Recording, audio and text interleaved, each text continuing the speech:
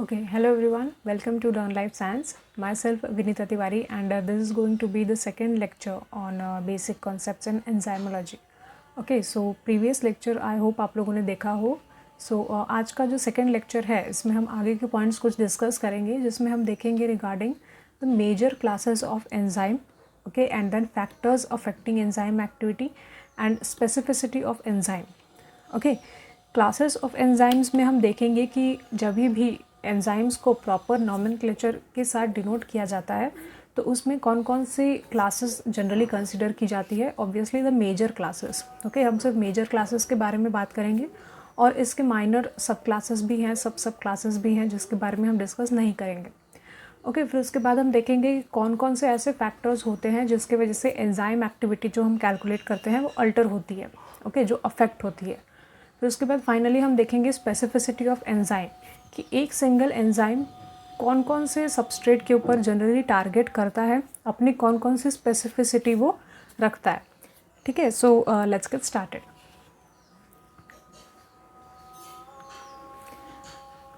So each enzyme has allotted a systemic 4-digit code number called enzyme commission number. Okay, तो enzyme का जब proper nomenclature दिया गया, okay, उस time एक प्रॉपर कोड तैयार किया गया था bye enzyme commission number. Okay, it is called enzyme commission number.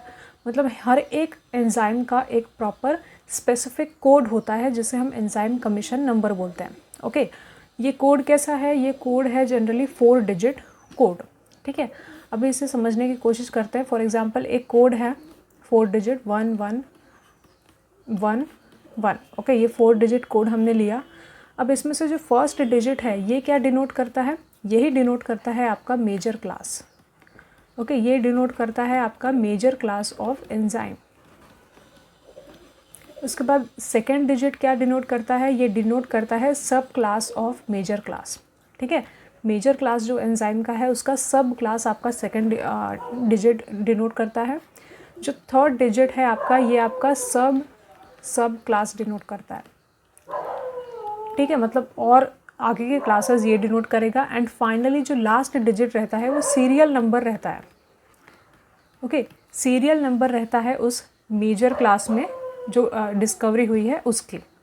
Okay, तो एक एग्जांपल हम ले लेते हैं. ओके, फॉर एग्जांपल एक एग्जांपल ले लेते हैं हम एक एंजाइम का 2711. ओके, अभी 2711 क्या? अभी ये जो 2 है ये मेजर क्लास बताता है एंजाइम का. तो सेकेंड नंबर पे जो मेजर क्लास आती है वो है ट्रांसफरेज की. ओके, सेकेंड नंबर पे जो एंजाइम आता है, सेकेंड नंबर पे जो मेजर क्लास ऑफ एंजाइम आता है वो आता है ट्रांसफरेज. ओके, 7 क्या डिनोट करता है? 7 डिनोट करता है कि कौन सी इसका ट्रांसफ़र होने वाला है. Okay, 7 is going to be the transfer of phosphate group. 7 denote करता है कि ट्रांसफ़र किसका होगा? तो ट्रांसफ़र होगा फॉस्फेट ग्रुप का. ओके, देन 1 क्या डिनोट करता है? यहाँ पे 1 डिनोट करता है कि फॉस्फेट ग्रुप का एक्सेप्टर कौन है. ठीक है, फॉस्फेट ग्रुप का एक्सेप्टर कौन है? तो फॉस्फेट ग्रुप का एक्सेप्टर यहाँ पे होगा अल्कोहल. ओके, फॉस्फेट ग्रुप का यहाँ पे एक्सेप्टर होगा अल्कोहल. एंड जो आखिरी में जैसे 1 दिया गया है, जो मैंने आपको बताया कि सीरियल नंबर डिनोट करता है and it generally denotes the regarding the hexokinase. Okay, ये डिनोट करता है हेक्सोकाइनेज को. ओके, हेक्सोकाइनेज हम जानते हैं, काइनेज मतलब क्या? फॉस्फेट ग्रुप का एडिशन. ओके, सो ये एक स्पेसिफिक नेचर होता है जब भी हम एंजाइम्स को क्लासीफाई करते हैं, कंसिडर करते हैं. ओके, नाउ अब ये जो आप मेजर क्लास देख रहे हो इसी के बारे में तो हमें स्टडी करना है आज. तो मेजर क्लासेस में जनरली 7 क्लासेस देखे जाते हैं. ओके, 7 क्लासेस देखे जाते हैं,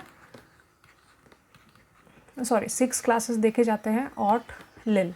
ओके, आप इसे ऐसे भी लर्न कर सकते हो. O means oxido reductase, T means transferase, H means hydrolase, L means lies, I means isomerase and L means ligase. Okay, तो इन 6 क्लासेस मेजर, ये जो मेजर क्लासेस हैं इनके बारे में हम स्टडी करेंगे. ओके, जैसे मैंने अभी आपको बताया कि यहाँ पे 2 दिया हुआ है, तो 2 मतलब कौन सा मेजर क्लास? तो ट्रांसफरेज. यहाँ पे मैंने आपको 1 दिया, तो 1 मतलब कौन सा मेजर क्लास? Oxido reductase. ठीक है, तो इनके बारे में हमें स्टडी करना है. ओके, अब ये सीक्वेंस आपको याद करनी होगी, इसलिए मैंने आपको कोड दिया हुआ है कि ऑट लिल करके आप इसे याद कर सकते हैं। ठीक है, तो अब हम 1 बाय 1 एक एक पे स्टडी करते हैं। ओके, तो ये मैंने सिंप्लिसिटी के लिए ऐसे डाला हुआ है। सबसे पहला एंजाइम जो है इट इज़ ऑक्सीडोरिडक्टेज। ऑक्सीडोरिडक्टेज मतलब कि जब भी हमें सबस्ट्रेट के बीच में ऑक्सीडेशन रिडक्शन परफॉर्म करना होता है तब हम ऑक्सीडोरिडक्टेज एंजाइम का यूज़ करते हैं।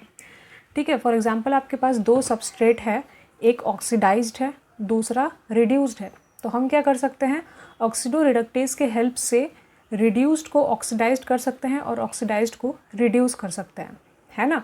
जैसे कि आप यहाँ पे देख सकते हो एग्जाम्पल में, अभी देखो इसे हम एग्जाम्पल के फॉर्म में समझने की कोशिश करते हैं।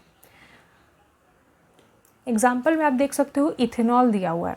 ओके, इथेनॉल क्या है, इथेनॉल पे OH ग्रुप प्रेजेंट है, हम इसे बोल सकते हैं that it is reduced, and NAD plus है, तो मतलब ये क्या है, ये ऑक्सीडाइज्ड है। ऑक्सीडोरिडक्टेज एंजाइम क्या करेगा, इथेनॉल को ऑक्सीडाइज करेगा as well as NAD plus को रिड्यूस करेगा। ठीक है, तो इथेनॉल को जब हम ऑक्सीडाइज करते हैं, ऑक्सीडाइज कैसे करेंगे, by simply removing the H group, है ना। H ग्रुप को जब हम रिमूव कर देंगे, रिमूव करने के बाद वो ऑक्सीडाइज हो जाएगा। ओके, तो ये रिमूव्ड फॉर्म, जब H को हम रिमूव कर देंगे तो ये क्या हो जाएगा, सिंपली एसिटाल्डिहाइड। आप देख सकते हो यहाँ पे CHO ग्रुप अल्डिहाइड का प्रेजेंट है, तो ये कौन सा फॉर्म हो जाता है यहाँ पे, ऑक्सीडाइज्ड। एंड नाउ ये जो ग्रुप आप देख रहे हो NADH प्लस H प्लस, ये अब रिड्यूस हो चुका है। Okay, so this is a simple oxidation reduction reaction catalysed by oxidoreductase. ठीक है, अभी ये हम किस पे, कौन कौन से ग्रुप्स पे कैटालाइज कर सकते हैं, तो ये मैं आपको एक लिस्ट दे देती हूँ, आप उसे ध्यान में रख सकते हैं। ठीक है, फॉर एग्जांपल एक आता है आपका CHOH ग्रुप, देन दूसरा आता है आपका C double bond O group, right, ketone group भी यूज़ कर सकते हो, CHCH group, and then CHNH group. ये कुछ एग्जाम्पल मैंने यहाँ पे मेंशन किया हुआ है। ओके, ये जो एंजाइम, सॉरी बताना भूल गई मैं कि ये एंजाइम जो यहाँ पे हम यूज़ कर रहे हैं ऑक्सीडोरिडक्टेज के लिए, it is alcohol dehydrogenase. Okay, alcohol dehydrogenase है ये। अल्कोहल डिहाइड्रोजिनेज को चलो एक बार वापस से हम देख लेते हैं कि एंजाइम कमीशन नंबर से हम इसे कैसे डिनोट करेंगे। तो it is going to be, सबसे पहला तो 1 ही रहेगा, ऑक्सीडोरिडक्टेज ही यूज़ है, और ये 1 1 1 1 ही रहने वाला है। ठीक है, ये आपका ये सिंपल कोड है। ओके, नाउ अभी दूसरी बात करते हैं हम ट्रांसफरेज की। ट्रांसफरेज मतलब क्या होता है, ट्रांसफरेज मतलब ऐसे एंजाइम्स जो कि किसी एक ग्रुप का एक जगह से दूसरे, मतलब एक सबस्ट्रेट से दूसरे सबस्ट्रेट मॉलिक्यूल के ऊपर ट्रांसफ़र करते हैं। ठीक है, जैसे कि क्या हो सकता है, 1 कार्बन कोई ग्रुप आपको ट्रांसफ़र करना है तो आप ट्रांसफ़र कर सकते हैं, अल्डिहाइड ग्रुप आप ट्रांसफ़र कर सकते हैं, ketonic residues, acyl, glycosyl, alkyl residues भी हम ट्रांसफ़र कर सकते हैं। एग्जाम्पल के लिए मैंने यहाँ पे एग्जाम्पल लिया हुआ है simple choline acetyl transferase. Okay, यहाँ पे चलो एंजाइम को अगर हम देखें तो यहाँ पे कोलिन जो है ये वो मॉलिक्यूल सबसे पहले एंजाइम में दिया हुआ है जिसके ऊपर हमें ट्रांसफ़र करना है ना, ये उस जिसके ऊपर हमें ट्रांसफ़र करना है उसे इन्होंने पहले लिया हुआ है एंजाइम को क्लासीफाई करते टाइम। ठीक है, और जहाँ से हमें जो चीज़ का हमें ट्रांसफ़र करना है उसे हमने एसिटाइल ट्रांसफरेज के फॉर्म में लिखा है। ठीक है, समझ पा रहे हो, मतलब यहाँ पे हमें एसिटाइल ग्रुप का ट्रांसफ़र करना है, इसलिए हमने यहाँ पे एसिटाइल ट्रांसफरेज किया रखा है। ठीक है, तो ट्रांसफरेज के आगे जो भी मॉलिक्यूल दिया होगा, जो भी ग्रुप दिया होगा उसका हमेशा ट्रांसफ़र होगा। ठीक है, तो acetyl choline plus choline gives you एक ग्रुप तो रिलीज होगा ऑब्वियसली, एंड एसिटाइल ग्रुप आपका कोलिन पे जाके ऐड हो जाएगा। Okay, so this is a simple reaction by transferase enzyme. ठीक है, इसका कोड अगर आपको जानना है तो इसका कोड आप जान सकते हो। सबसे पहला तो 2 रहेगा, फिर 3, फिर 1, फिर 6। ओके, ठीक है, अभी चलो अभी नेक्स्ट मूव करते हैं। नेक्स्ट कौन है, नेक्स्ट है आपका हाइड्रोलेज। ओके, ये 4 एंजाइम रखे हैं मैंने, हम एक एक पे फोकस करेंगे, आप भी एक एक पे ही ध्यान दो। सबसे यहाँ पे जो 3rd नंबर पे है, 3rd नंबर पे दिया गया है हाइड्रोलेज। हाइड्रोलेज ऐसे एंजाइम्स होते हैं जो किसी भी प्रोडक्ट के बीच में कोई बॉन्ड अगर प्रेजेंट है, जैसे कि ईस्टर हो गया, ग्लाइकोसिल हो गया, ईथर पेप्टाइड, या बॉन्ड सी हो गया, इसके ये बॉन्ड अगर हमें ब्रेक करना है तो हम हाइड्रोलेज का यूज़ कर सकते हैं। हाइड्रोलेज क्या होता है, अगर आपने प्रोटीन्स के बारे में स्टडी किया होगा तो हमें पेप्टाइड ब्रेक करना होता है, तो पेप्टिडेज वगैरह हम यूज़ करते हैं, ठीक है।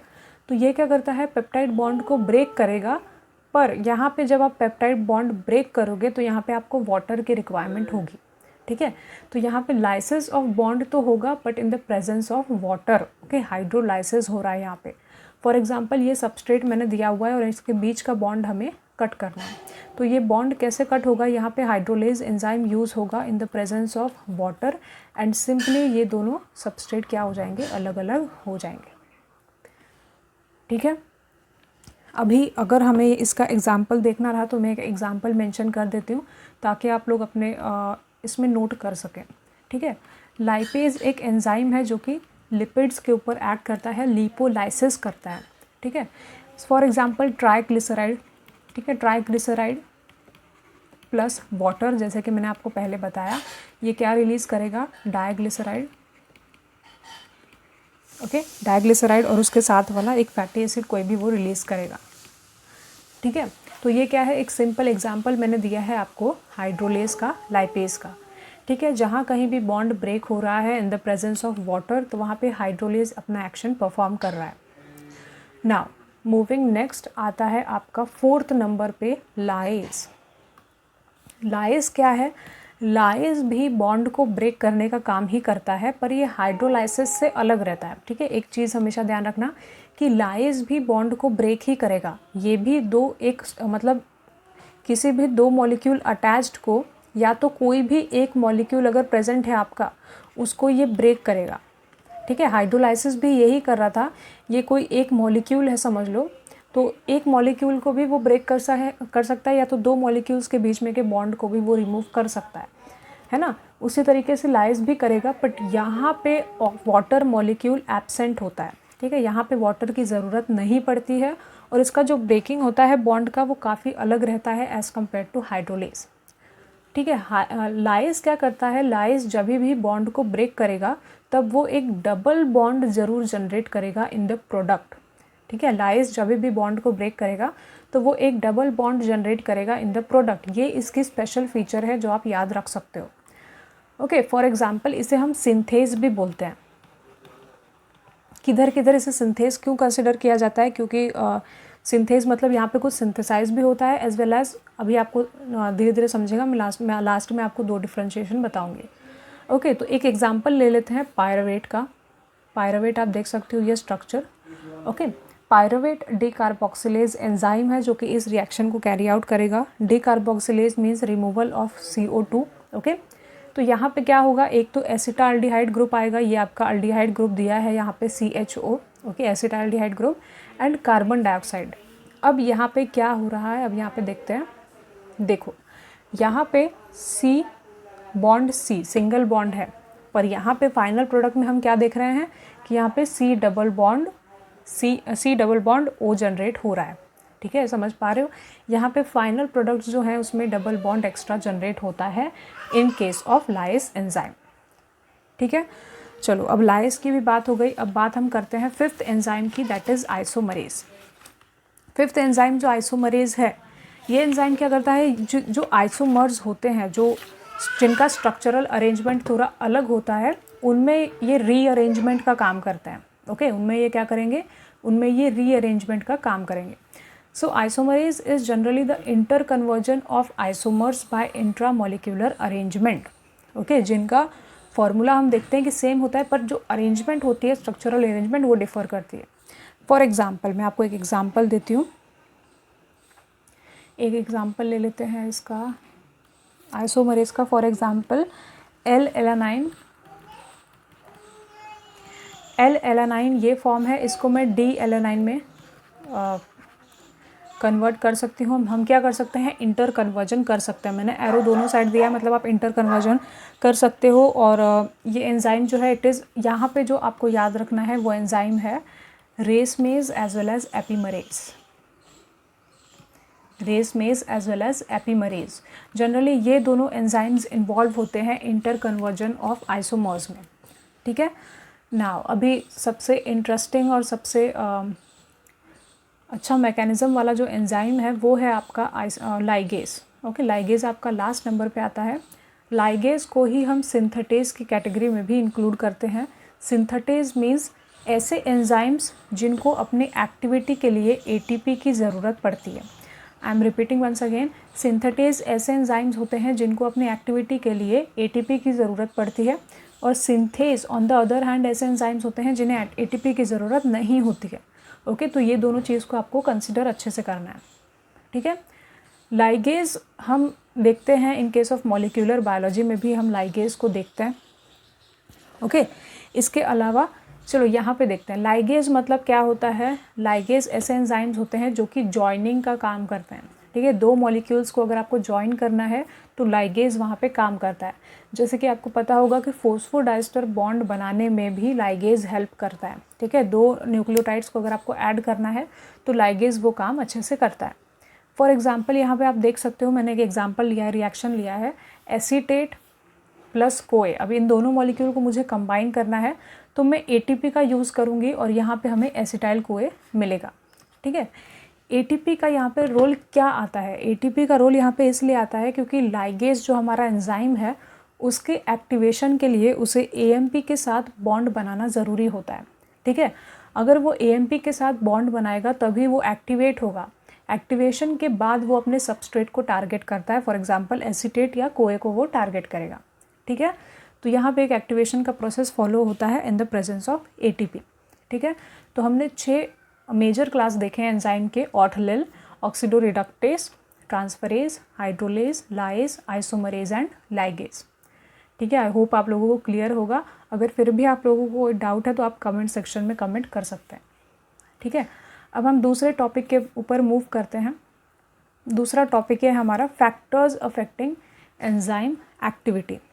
ठीक है, एंजाइम एक्टिविटी मैंने आपको लेक्चर 1 में पहले ही बताया था कि एंजाइम एक्टिविटी मतलब हम क्या देखते हैं, इंटरनेशनल यूनिट्स। जैसे मैंने आपको बताया था कि कितने सबस्ट्रेट मॉलिक्यूल कितने प्रोडक्ट में कन्वर्ट होते हैं।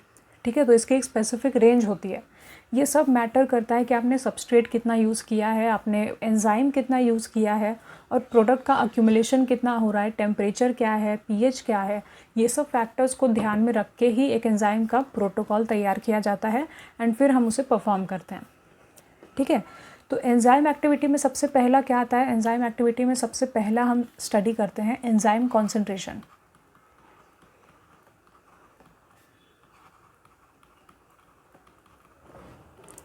ठीक है, एंजाइम कॉन्सेंट्रेशन मतलब एंजाइम कॉन्सेंट्रेशन का क्या फ़र्क पड़ता है एंजाइम एक्टिविटी पे।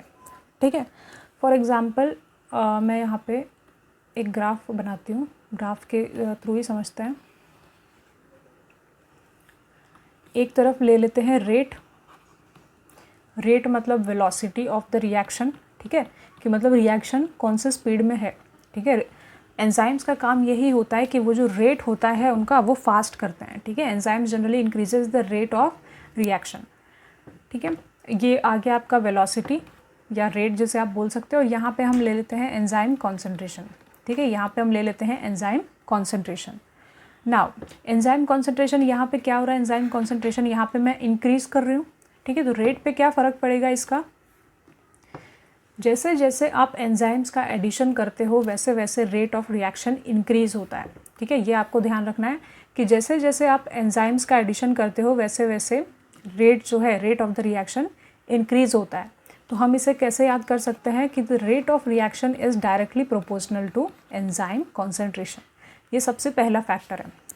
ठीक है, मतलब इससे कोई फ़र्क नहीं पड़ता कि आपने कितना, मतलब आपने कितना एंजाइम ऐड किया हुआ है, वो आपका रिएक्शन के, आपके रिएक्शन रेट को वो इंक्रीज़ ही करेगा। ठीक है, क्योंकि ये कॉमन सेंस है कि मतलब वहाँ पे जो सबस्ट्रेट मॉलिक्यूल्स हैं उनके लिए काफ़ी ज़्यादा अवेलेबिलिटी हो जाती है एंजाइम्स की, जिसके साथ वो इजीली रिएक्ट करके सबस्ट्रेट प्रोडक्ट जनरेट कर सकते हैं। मैंने अभी बात की है एंजाइम कॉन्सेंट्रेशन की, अभी मैं दूसरी बात यहाँ पे करूँगी सबस्ट्रेट कॉन्सेंट्रेशन की। ठीक है, सबस्ट्रेट कॉन्सेंट्रेशन की। नाउ सबस्ट्रेट कॉन्सेंट्रेशन का अगर आप ग्राफ देखोगे तो सबस्ट्रेट कॉन्सेंट्रेशन में यहाँ पे आएगा आपका सबस्ट्रेट, और यहाँ पे आता है आपका रेट ऑफ रिएक्शन और वेलोसिटी। ठीक है, यहाँ पे हमें एक हाइपरबोलिक कर्व मिलता है। ठीक है, यहाँ पे हमें एक हाइपरबोलिक कर्व मिलता है, मीन्स लाइक दिस।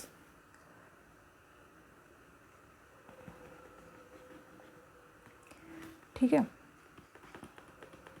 किसी भी रिएक्शन की एक लिमिट होती है। ठीक है, किसी भी रिएक्शन की एक पर्टिकुलर लिमिट होती है। जब आप सबस्ट्रेट कॉन्सेंट्रेशन को कंसिडर करते हो तो एक लिमिट होती है, और ये वो लिमिट है यहाँ पे जैसे हम वी मैक्स काउंट करते हैं। ठीक है, मतलब maximum velocity, maximum rate of reaction. ठीक है, जब हम थर्ड चैप्टर पे आएंगे काइनेटिक्स पे, तब मैं आपको ये सब चीज़ें एकदम ईजिली समझा दूंगी। ठीक है, कुछ टफ नहीं है यहाँ पे।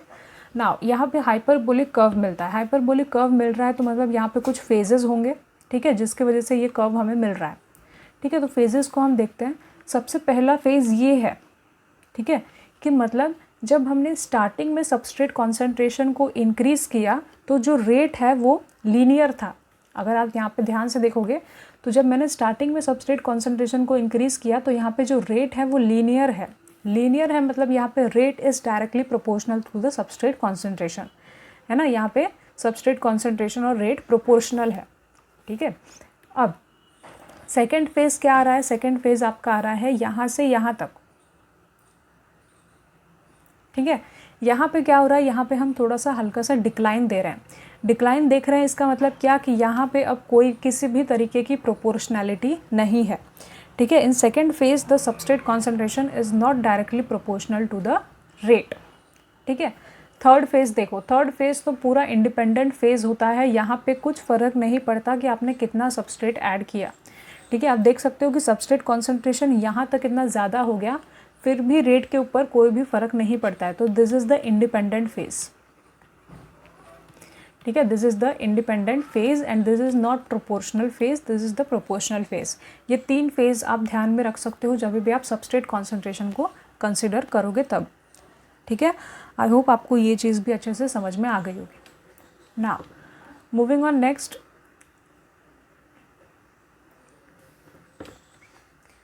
और फैक्टर्स के बारे में स्टडी कर लेते हैं। जैसे कि और फैक्टर्स आते हैं आपके टेम्परेचर।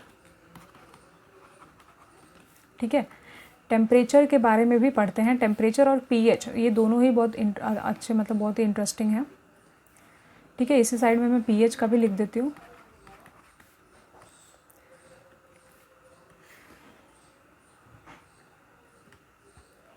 ठीक है, अभी जब हम टेम्परेचर की बात कर रहे हैं तो हमारे दिमाग में एक चीज़ हमेशा आनी चाहिए कि हम बात तो कर रहे हैं एंजाइम के बारे में।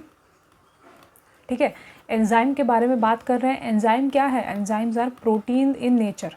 ठीक है, enzymes are proteins in nature. और एक बात आपको और पता होनी चाहिए कि जब एंजाइम प्रोटीन है तो अगर मैंने उसे हाई टेम्परेचर पे एक्सपोज किया तो उसका ऑब्वियसली डीनेचुरेशन होने वाला है। ठीक है, तो मतलब क्या कि एक पर्टिकुलर लिमिट होती होगी जहाँ पे एंजाइम एकदम एक्टिव होता होगा, है ना। तो उस लिमिट को हम बोलते हैं ऑप्टिमम एक्टिविटी लिमिट। ठीक है, जैसे कि मैं आपको बताती हूँ कि यहाँ पे चलो हमने टेम्परेचर ले लिया और यहाँ पे हमने रेट ले लिया, यहाँ पे हमने पीएच ले लिया, यहाँ पे हमने रेट ले लिया। ओके, ठीक है। अभी टेम्परेचर क्या है भाई? टेम्परेचर को अगर मैंने इंक्रीज़ किया स्टार्टिंग से, ठीक है, तो ऑब्वियसली रेट आपका इंक्रीज़ होगा। ठीक है, एक लिमिट तक एकदम ऑप्टिमम रहेगा। एंड फिर जब आपने एक्सट्रीम टेम्परेचर प्रोवाइड करना शुरू किया तो आपकी एक्टिविटी डिक्लाइन हो जाएगी। यहाँ पे हमें बेल शेप्ड कर्व मिलता है। ठीक है, और ये जो पीक आप देख रहे हो जहाँ पे आपका रेट मैक्सिमम है, ठीक है, ये जो पीक आप देख रहे हो जहाँ पे आपका रेट मैक्सिमम है, यही होता है आपका ऑप्टिमम टेम्परेचर। ठीक है, यही होता है आपका ऑप्टिमम टेम्परेचर जहाँ पे आपका एंजाइम और सबस्ट्रेट हाई रेट पे रिएक्शन परफॉर्म कर रहे हैं। ठीक है, so optimum temperature is the temperature at which the enzyme activity is at its maximum as well as the rate is at its maximum. ठीक है, उसके बाद अभी अगर मैंने और टेम्परेचर को आगे इंक्रीज़ किया तो ये क्या डिक्लाइन शो करेगा। अगर आपको टेम्परेचर की रेंज भी चाहिए तो मैं आपको रेंज प्रोवाइड कर देती हूँ। जैसे कि ये जो ऑप्टिमम लिमिट आती है it is around 40 to 45 degree Celsius. ठीक है, इसके बीच में ये रेंज आती है और डिक्लाइन होना 55 डिग्री के ऊपर या 50 डिग्री के ऊपर ही शुरू हो जाता है। और अगर आपने उसे एक्सट्रीम 70 डिग्री के ऊपर भी एक्सपोज किया तब तो कंप्लीट डीनेचुरेशन हो जाएगा आपके प्रोटीन का। ठीक है, वो पूरा नेटिव स्ट्रक्चर से अपने प्राइमरी स्ट्रक्चर पे पहुंच जाता है। ठीक है, प्रोटीन है, ऑब्वियसली बॉन्ड्स ब्रेक हो जाएंगे एंड नेटिव टर्शरी स्ट्रक्चर से वो प्राइमरी स्ट्रक्चर में आ जाएगा। ठीक है, उसके बाद टेम्परेचर में हम और एक चीज़ पढ़ते हैं जिसे हम बोलते हैं टेम्परेचर कोएफिशिएंट। ठीक है, यहाँ पे मैं लिखती हूँ कि टेम्परेचर में हम और एक चीज़ पढ़ते हैं जिसे हम बोलते हैं टेम्परेचर कोएफिशिएंट। टेम्परेचर कोएफिशिएंट को ही हम बोलते हैं Q10। कोई टेम्परेचर कोएफिशिएंट को ही हम बोलते हैं 210।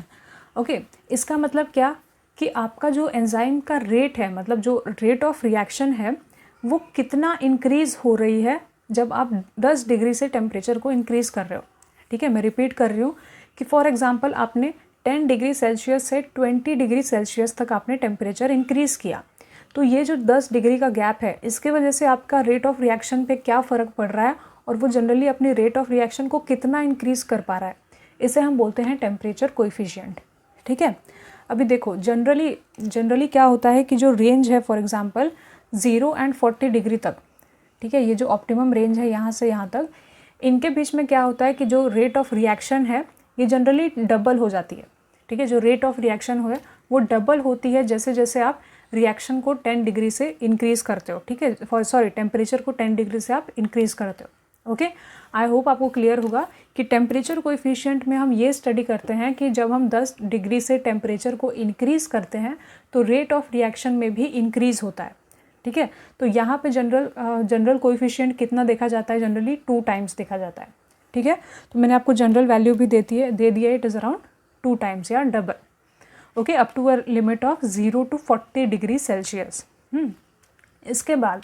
इसके बाद ऐसा भी होता है कि बहुत हर एक एंजाइम का उसका एक अलग अपना ऑप्टिमम टेम्परेचर होता है। ठीक है, जैसे कि most of the time temperature तो 40 या 45 के बीच में ही रहता है ऑप्टिमम, पर ऐसा भी हो सकता है कि कोई एंजाइम्स लो टेम्परेचर में एक्टिव हों। ठीक है, कोई एंजाइम्स हाई टेम्परेचर में एक्टिव हों। जैसे कि अगर मैं बात करूं टैग पॉलीमरेज की, जो कि हम PCR में यूज़ करते हैं, तो टैग पॉलीमरेज ऐसा एंजाइम है जिसका ऑप्टिमम टेम्परेचर 72 डिग्री सेल्सियस तक लाए करता है ना। इसके वजह से ही हम इसे PCR में यूज़ करते हैं। तो ऐसा क्या है, हर एक एंजाइम का उसका एक स्पेसिफिक टेम्परेचर होता है, ऑप्टिमम टेम्परेचर। ठीक है ना, pH की बात करते हैं। pH के केस में क्या होता है, pH के केस में हर एक एंजाइम का उसका स्पेसिफिक pH होता है अपनी एक्टिविटी को परफॉर्म करने का। ठीक है, ये डिपेंड करता है कि उसके एक्टिव साइट पे जो मॉलिक्यूल्स प्रेजेंट हैं, जो एक्टिव साइट पे उसके जो अमीनो एसिड्स प्रेजेंट हैं वो कैसे हैं। ठीक है, अभी यहाँ पे भी हमें क्या मिलता है, यहाँ पे भी हमें बेल शेप्ड कर्व ही मिलता है, और ये जो पीक आपको मिलती है, ये पीक आपको बताएगी द ऑप्टिमम pH। ओके, ये पीक आपको क्या बताएगी, ये पीक आपको बताएगी ऑप्टिमम pH। ठीक है, तो ये हो गया pH के बारे में। अभी pH के बारे में भी क्या मैं बताऊँ आपको कि जैसे देखो, पहली चीज़ तो मैंने आपको बताई कि एक्टिव साइट पे जो मॉलिक्यूल्स प्रेजेंट हैं उसके ऊपर वो डिपेंड करता है, हाइड्रोजन आयन कॉन्सेंट्रेशन के ऊपर वो डिपेंड करता है एक्टिविटी या रेट ऑफ रिएक्शन। ठीक है, एंजाइम मैं आपको दे देती हूँ। फॉर एग्जांपल पेप्सिन जो एंजाइम है उसका ऑप्टिमम pH है अराउंड 1 to 2।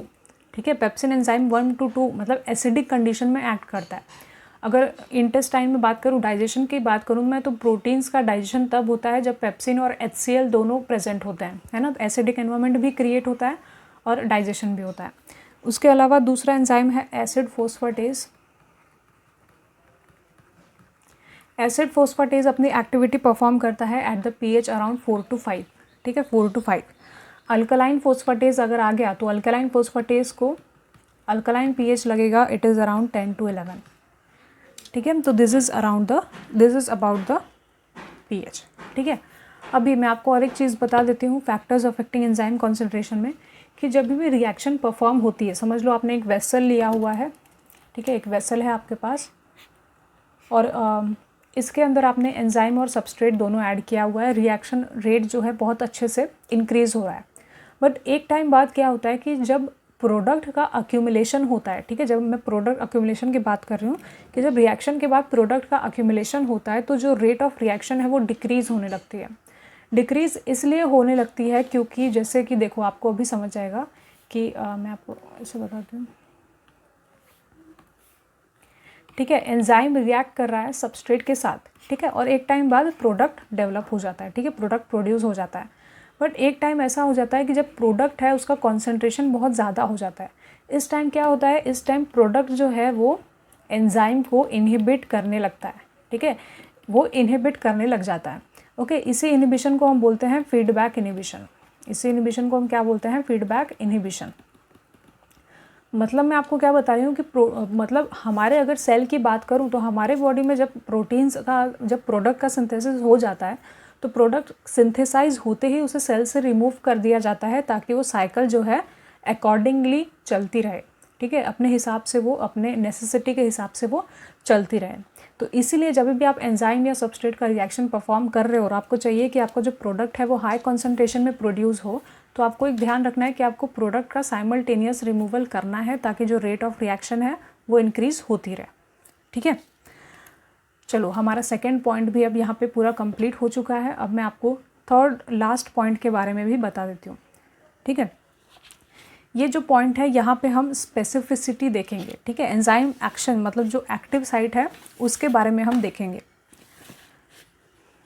तो यहाँ पे देखो, जब भी हम स्पेसिफिसिटी की बात करेंगे तो एक एंजाइम या तो एब्सोल्यूट स्पेसिफिसिटी शो करेगा, या तो ग्रुप स्पेसिफिसिटी शो करेगा, या ज्योमेट्रिक स्पेसिफिसिटी शो कर सकता है, या तो ऑप्टिकल स्पेसिफिसिटी शो कर सकता है, ठीक है। स्पेसिफिसिटी मतलब क्या, कि उसे कौन से सबस्ट्रेट को टारगेट करना है, ठीक है, उस चीज़ के लिए ये 4 अलग अलग स्पेसिफिसिटी जनरली है। एब्सोल्यूट स्पेसिफिसिटी मतलब क्या, एब्सोल्यूट स्पेसिफिसिटी मतलब एक एंजाइम के लिए एक ही सबस्ट्रेट, ठीक है, वन एंजाइम वन सबस्ट्रेट वाला यहाँ पे रूल है। फॉर एग्जांपल यूरिएज एक ऐसा एंजाइम है जो सिर्फ यूरिया पे एक्ट करेगा to produce ammonia and carbon dioxide, ठीक है। तो ये क्या आ गया आपका एब्सोल्यूट स्पेसिफिसिटी। नाउ दूसरा है ग्रुप स्पेसिफिसिटी। ग्रुप स्पेसिफिसिटी मतलब एंजाइम्स ऐसे भी बहुत सारे हैं जो समझ लो कि एंजाइम आपका एक ही है और वो सबस्ट्रेट को कैसे ढूंढता है। फॉर एग्जांपल यहाँ पे बहुत सारे सबस्ट्रेट मॉलिक्यूल हैं, ठीक है, वो सबस्ट्रेट को कैसे ढूंढेगा, जिन सबस्ट्रेट के पास उसका एक स्पेसिफिक टारगेट प्रेजेंट है, उसका एक स्पेसिफिक टारगेट प्रेजेंट है, उसी सबस्ट्रेट के ऊपर वो कटिंग करेगा, ठीक है। या तो इसके पास भी प्रेजेंट हो सकता है, इसके पास भी, या इसके पास भी। मतलब आप देख रहे हो एंजाइम तो एक ही है, ठीक है, एंजाइम आपका एक ही है, पर वो टारगेट बहुत सारे एंजाइम्स को कर सकता है। तो इसे हम किस में, बहुत सारे सबस्ट्रेट को कर सकता है, सॉरी, तो इसे हम किस में इंक्लूड करेंगे, इसे हम ग्रुप स्पेसिफिसिटी में इंक्लूड करेंगे, ठीक है। जैसे कि अगर आप एंजाइम के बारे में पढ़ रहे हो तो आई होप आप लोगों को पता होगा कि हम टारगेट साइट को लर्न करते हैं, ठीक है, कॉम्पिटिटिव एग्जाम की जब हम तैयारी करते हैं तो हम टारगेट साइट को लर्न करते हैं। तो ये टारगेट साइट क्यों हम लर्न कर रहे हैं, क्योंकि ये हम उसी में पढ़ते हैं ग्रुप स्पेसिफिसिटी में, जहाँ पे वो एक एंजाइम एक ही चीज़ को ध्यान में रखते हुए अलग अलग सबस्ट्रेट को टारगेट करता है, ठीक है। जैसे मैं आपको यहाँ पे एग्जांपल दे रही हूँ, अभी आपको क्लियर हो जाएगा। देखो, सबसे पहले हम ट्रिप्सिन की बात करते हैं। ट्रिप्सिन, ये देखो, ये एक पॉलीपेप्टाइड बनाया है मैंने, ये एन टर्मिनल है, ये सी टर्मिनल है, ठीक है। ट्रिप्सिन क्या करता है, ट्रिप्सिन आपका लाइसिन, समझ लो यहाँ पे लाइसिन या अर्जिनाइन प्रेजेंट है, बेसिक अमीनो एसिड्स के सी टर्मिनल पे कटिंग करता है, ठीक है। यहाँ पे समझ लो, या यहाँ पे भी प्रेजेंट है लाइसिन अर्जिनाइन, तो ये क्या करेगा, इनके सी टर्मिनल के ऊपर ये कटिंग करेगा, मतलब इस साइड, ठीक है। तो मतलब जहाँ पे ट्रिप्सिन को ऐसे साइड दिखेंगे जहाँ पे लाइसिन या अर्जिनाइन प्रेजेंट है, तो उसके सी टर्मिनल पे वो कट करेगा। एक एक्सेप्शन और ध्यान रखना कि जब प्रोलिन प्रेजेंट होता है इनके साइड में तो ये कटिंग नहीं होती है, ठीक है, ये कटिंग नहीं होती है क्योंकि वहाँ पे थोड़ी ज्योमेट्री की चेंजेस आती हैं, कन्फिग्रेशन की चेंजेस होती हैं, ठीक है। काइमोट्रिप्सिन का क्या केस है, काइमोट्रिप्सिन उन अमीनो एसिड्स को कट करता है जिसके सी टर्मिनल पे एरोमेटिक अमीनो एसिड प्रेजेंट हो, ठीक है। एरोमेटिक अमीनो एसिड कौन कौन से हैं, फिनिलएलानाइन, टायरोसिन, ट्रिप्टोफैन, ठीक है। अब यहाँ पे एरोमेटिक अमीनो एसिड प्रेजेंट है तो ये यहाँ पे इसके सी टर्मिनल पे कट करेगा। थ्रोम्बिन, थ्रोम्बिन क्या कट करता है, थ्रोम्बिन उन एंजाइम्स को, उन प्रोटीन्स को टारगेट करता है जिनके पेप्टाइड में सी टर्मिनल पे अर्जिनाइन हो, मतलब यहाँ पे वो कट कर देगा, और एन टर्मिनल पे वो तब कट करेगा जब यहाँ पे ग्लाइसिन प्रेजेंट हो, ठीक है। ग्लाइसिन अगर यहाँ पे प्रेजेंट है तो वो यहाँ पे कट कर देगा, अगर यहाँ पे ग्लाइसिन प्रेजेंट है तो वो यहाँ पे कट करेगा, मतलब एन टर्मिनल के साइड पे, ठीक है। ग्लाइसिन यहाँ पे प्रेजेंट है तो वो एन टर्मिनल के साइड पे कट करेगा, अगर अर्जिनाइन यहाँ पे प्रेजेंट है तो वो सी टर्मिनल के साइड कटिंग करेगा, ठीक है। तो it is known age group specificity. और एक एग्जाम्पल लेते हैं ग्रुप स्पेसिफिसिटी में, जैसे कि लैक्टेट डिहाइड्रोजिनेज एक ऐसा एंजाइम है जिसके बहुत सारे फॉर्म्स हैं, ठीक है। ये एक आइसो एंजाइम्स है जिसके बहुत सारे फॉर्म हैं, एक ही रिएक्शन को कैटेलाइज करेंगे, पायरुवेट और लैक्टिक एसिड के बीच में इंटरकन्वर्जन करते हैं, पर इसके अलावा भी इनके बहुत सारे सबस्ट्रेट हैं, ठीक है। बहुत सारे सबस्ट्रेट को ये टारगेट करते हैं, ठीक है। Now moving to the last point, that is on optical specificity, ठीक है। ये दो स्पेसिफिसिटी और हैं। ऑप्टिकल स्पेसिफिसिटी का केस क्या है यहाँ पे, अभी आप देख सकते हो यहाँ पे कि कोई कोई एंजाइम्स क्या हैं उनकी ये डी और एल फॉर्म पे वो फिक्स रहते हैं, ठीक है। जैसे कि अर्जिनेज एक ऐसा एंजाइम है, अर्जिनेज ऐसा एंजाइम है जो कि ऑप्टिकल स्पेसिफिसिटी के अंडर आता है। ये क्या करता है, सिर्फ एल अर्जिनाइन को ही टारगेट करता है, डी अर्जिनाइन को टारगेट नहीं करेगा, सिर्फ एल। उसी तरीके से डी अमीनो ऑक्सीडेज, ये किसका ऑक्सीडेशन करेंगे, ये सिर्फ डी अमीनो एसिड्स का ऑक्सीडेशन करेंगे, एल अमीनो एसिड्स को इंक्लूड नहीं करेंगे। इसी चीज़ को हम बोलते हैं ऑप्टिकल स्पेसिफिसिटी। लास्ट है आपका ज्योमेट्रिकल स्पेसिफिसिटी। ज्योमेट्रिकल स्पेसिफिसिटी में हम बात करते हैं सिस और ट्रांसफॉर्म का, ओके। ऑप्टिकल स्पेसिफिसिटी में हमने बात की एल और डी फॉर्म का, ठीक है। यहाँ पे ज्योमेट्रिकल स्पेसिफिसिटी में कोई एक एंजाइम या तो उसके सिस सबस्ट्रेट को टारगेट करेगा या तो उसके ट्रांस सबस्ट्रेट को टारगेट करेगा।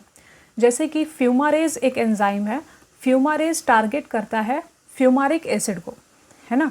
फ्यूमारेज टारगेट करेगा फ्यूमारिक एसिड को जो कि एक ट्रांस फॉर्म है, ओके। एंड वो मैलिक एसिड को टारगेट नहीं करेगा जो कि सिस फॉर्म है फ्यूमारिक एसिड का, ठीक है। फ्यूमारिक एसिड ट्रांस है, उसका सिस फॉर्म मैलिक एसिड है। मैलिक एसिड को वो टारगेट नहीं करता है, उसके पास सिस फॉर्म को टारगेट करने की एबिलिटी नहीं है, वो सिर्फ ट्रांस फॉर्म को ही टारगेट करेगा। इसे हम बोलते हैं ज्योमेट्रिकल स्पेसिफिसिटी। तो ये 4 स्पेसिफिसिटी के साथ हमने अभी डील किया, ओके। एंड इसी तरीके से हमारे 3 टॉपिक्स अभी कंप्लीट हो चुके हैं। इसके अलावा अगर आपको कोई भी क्वेश्चन या कुछ पूछना है तो आप लोग मुझे पूछ सकते हो, ठीक है, कमेंट सेक्शन में। नेक्स्ट पार्ट में हम नेक्स्ट टॉपिक्स के साथ डील करेंगे, ओके। नेक्स्ट क्लास जो है लेक्चर 3, इसमें आई थिंक मैं 2nd चैप्टर स्टार्ट कर दूँगी, ठीक है। तब तक के लिए कोई डाउट आपको होगा तो आप पूछ सकते हो, okay. Thank you so much.